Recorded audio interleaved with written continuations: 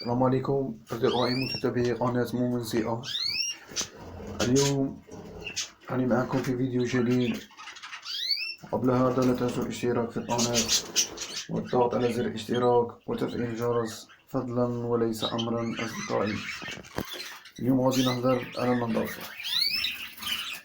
كاع الناس اللي تربي طويرات تعرف بلي هي توسخ بزاف، يعني انت تنقي وهي توسخ، انت تنقي وهي توسخ.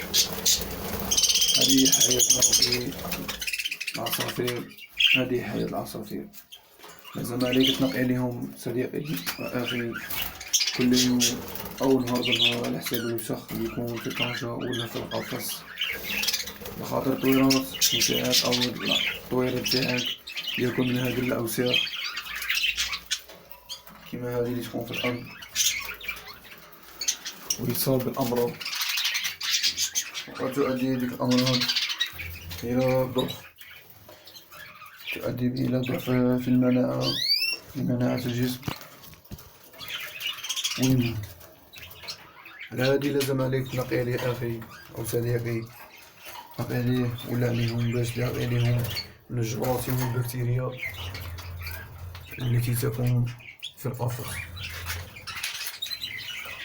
يضر صحتهم. ثاني كي تنقي عليه تزيد عند طويراتك أو عند عصفورك هرمون ساعدة يزيد عنده بزاف ويبقى توجور ناشط ويصفر، سيرتو في وقت المجال أو كما يقال في مرحلة التجهيز. إذا أنا خوتي واحد من الناس اللي نقي لطويراتي كل يوم، وإن شاء الله يعجبكم الفيديو. ولا تنسوا الاشتراك في القناة أصدقائي فضلا وليس أمرا. سلام.